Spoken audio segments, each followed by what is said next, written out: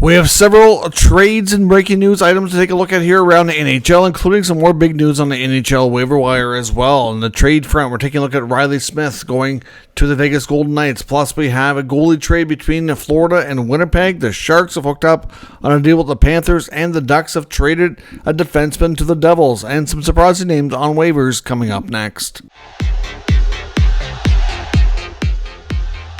So welcome back to another video here at Top Shelf Hockey. As I mentioned, we have lots of activity around the NHL today. Of course, we're just around the 24-hour mark away from the NHL trade deadline, and things are certainly picking up and lots of activity. Lots of waiver wire activity. Let's start there first.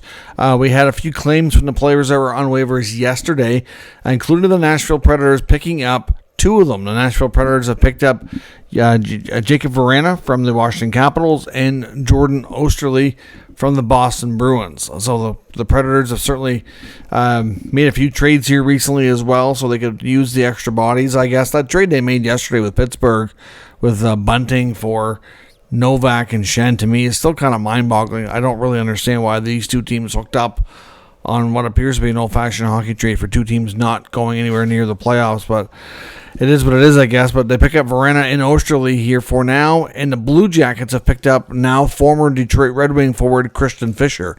So Fischer goes from the Red Wings to the Blue Jackets. Jesse Puljujarvi, who signed a one-year, 2-way contract for the rest of the year with Florida, needed waivers yesterday, and he cleared. So he's staying with the Panthers. New on waivers today, including Toronto Maple Leafs tough guy Ryan Reeves. Ryan Reeves, of course, has probably not worked out with Toronto as well as they had hoped. Certainly has had a smaller role, a little less playing time, more healthy scratches, obviously battled some injuries as well. But Reeves, the whole 3-year, multi-year contract that he signed there as a free agent just hasn't been great. So they put him on waivers with the hopes that he, at the very least, clears and he can go down to the minors so that they can get some more flexibility for tomorrow's deadline. Of course, if he gets picked up, then the whole salary comes off the books anyways. He's making $1.3 million, whereas the maximum that can be buried, I think, is $1.15. So all or most of it will be off the books. But Ryan Reeves is now available on the waiver wire today. We also have Riley Stillman from Carolina, Evan Cormier from Florida, Cameron Hebig from Utah, and Tyler Pitlick, who signed a contract with Boston today for the remainder of the season. As a 1-year, 2-way deal, needs waivers as well. Some injury and signing news on the injury front. We learned today that Blues defenseman Colton Parayko is needed a knee procedure and is expected to miss the rest of the regular season. He's going to be reevaluated in 6 weeks. So if he's only reevaluated then, I guess if the Blues do end up qualifying for the postseason, it's possible that he returns, depending on how far they go into that and how successful they are. But he will definitely miss the rest of the regular season for sure, which obviously makes things interesting from a cap perspective on their end of it as well. So that could impact some decisions there from Doug Armstrong and company. So that's a significant injury for sure. Big blow to their blue line. A few signings, including the Blues extending Colton Ellis on a goaltender, that is, on a 2-year, 2-way contract. So goalie Colton Ellis gets a 2-year extension. The Jets have signed prospect Jacob Julian to the London Knights. He gets his 3-year ELC.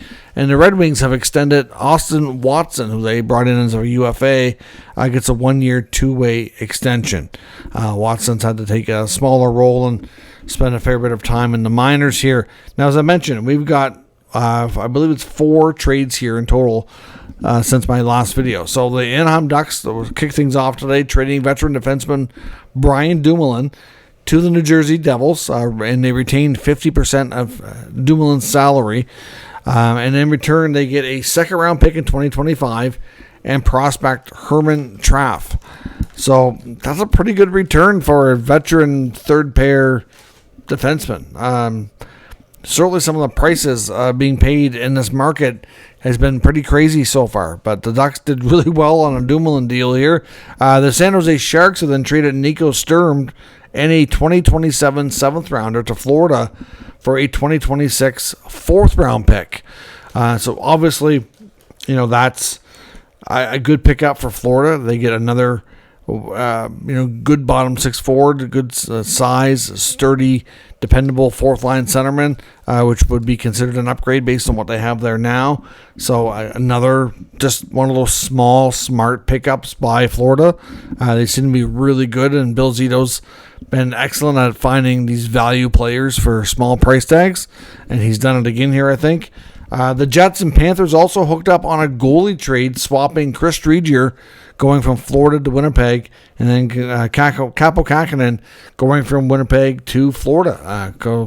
So that could help. Maybe it helps both teams. I don't know.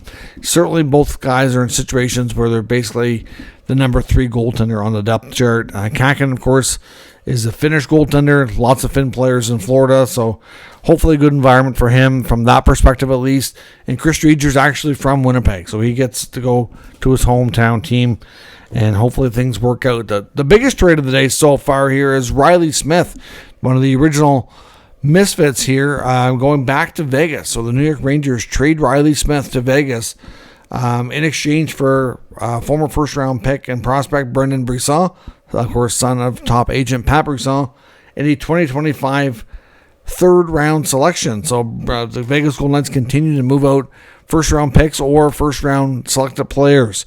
They don't have too many on their roster that they've actually ended up picking. Most of them, I believe, all have traded over the years. So they haven't drafted well, but they've traded well, and they've done good in free agency. So that's how they've built their team. But Riley Smith, of course, we knew has been held out of the last couple of games for the Rangers. We knew he was likely going to be moved. Gets to go back to a very familiar place where he get to call home for a number of years when Vegas first came to the NHL, places where he's had a lot of success.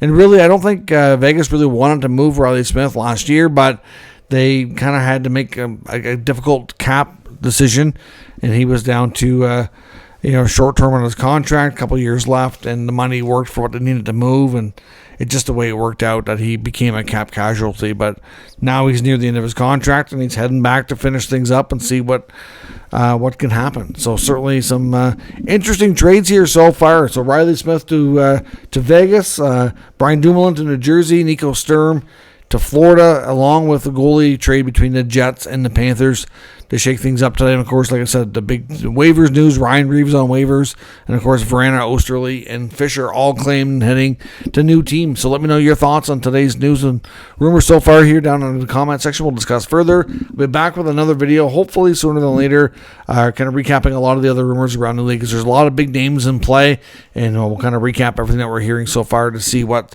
we can expect here in the final push to the deadline in the last 24 hours. Let me know your thoughts, and we'll discuss further. If you're new to the channel, make sure you subscribe and stick around. We'll keep you up to date with all the news, rumors, and analysis of all 32 NHL teams. Thank you very much for watching, and I will catch you next time.